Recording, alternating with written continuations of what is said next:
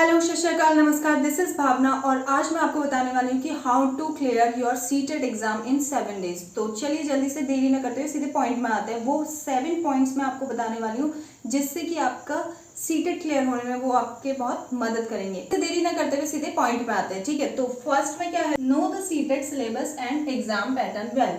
सबसे पहले आपको क्या करना है, सीटेट का पैटर्न क्या है, सीटेट का सिलेबस क्या है, ये सारी चीजें आपको क्या करनी है, नोट डाउन करनी है। पहले इसकी जानकारी होना आपको बहुत जरूरी है। तो सबसे पहले सीटेट में मैं आपको बता देती हूँ। सबसे पहले आता है आपका CDP, this is child development and pedagogy, ठीक है। उसके बाद आता है आपका लैंग्वेज 1 एंड लैंग्वेज 2, जिसमें आपको इंग्लिश या हिंदी चूज करना होता है, और सेकेंड लैंग्वेज में भी आपको इंग्लिश या हिंदी चूज करना होता है, ठीक।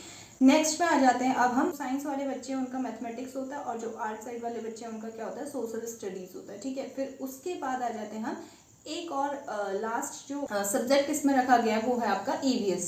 This is the whole syllabus of CTET exam, ठीक है। तो अब आप इसको डीपली देखना है कि कौन कौन से टॉपिक्स हैं इसमें जो कि आपने नोट डाउन करने हैं और उनके ऊपर ही आपने प्रैक्टिस करनी है। तो आगे बढ़ते हैं। उसके बाद है, देखो, build strong basics with recommended book, ठीक है। तो आपको क्या करना है, सीटेट का पेपर पास करने के लिए आपको करना है लेटेस्ट पब्लिकेशन वाली कोई सीटेट की एक बुक ले लेनी है।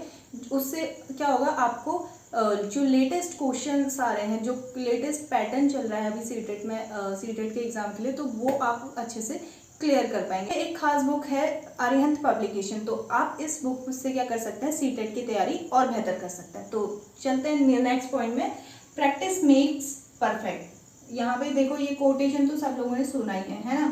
तो उसके बाद करते हैं हम solve CTET previous question paper. तो आपको क्या करना है, अगर आपके पास कम डेज हैं तो आपको क्या करना है, सीटेट के प्रीवियस ईयर के पेपर्स को सॉल्व करना है, ठीक है।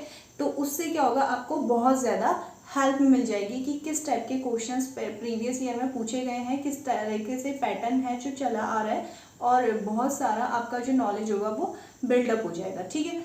चलते हैं नेक्स्ट पॉइंट पे। फिर है make smart study material and revise wisely.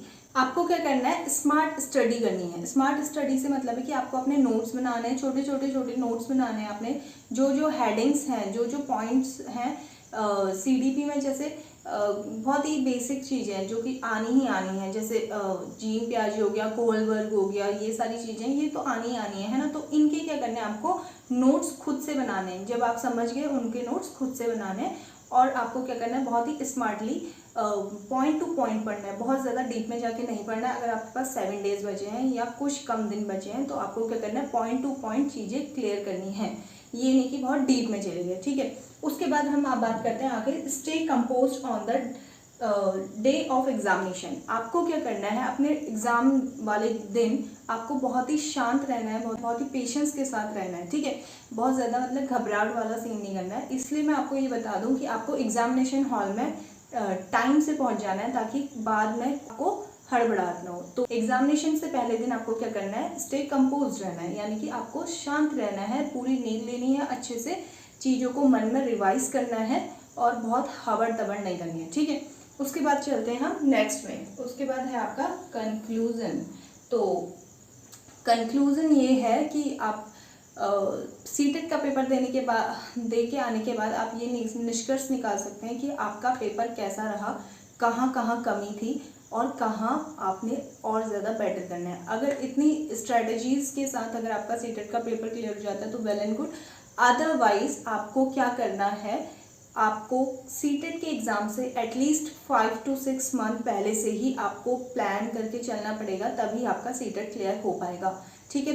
तो ये तो था एक 7 डेज स्ट्रेटेजी। मैं आपको पर्सनली एक सजेशन देना चाहती हूँ। आपको आपका पेपर ऐसे कभी नहीं निकलता है। देखो, बहुत कितना भी कोई इंटेलिजेंट इंसान हो ना, वो 7 डेज में नहीं निकल सकता है। लेकिन मैं 7 डेज में बचे हैं जिन बच्चों के लिए, उनको क्या स्ट्रेटेजी करनी है, इसलिए मैंने आपके लिए ये वीडियो बनाई है। अदरवाइज आपको पहले से ही मेहनत करनी पड़ेगी, पहले से ही आपको रिपीटेडली मॉक टेस्ट लगाने पड़ेंगे। आप अपने कोचिंग सेंटर में, पास के कोचिंग सेंटर्स में, या ऑनलाइन कोई ऐसे प्लेटफॉर्म आपको चूज़ करने पड़ेंगे जहाँ पे आपको सीटेट के मॉक टेस्ट लगाने को मिले, ठीक है। तो ये अगर आप मॉक टेस्ट लगाएंगे तो आपकी बहुत ज़्यादा हेल्प हो जाएगी।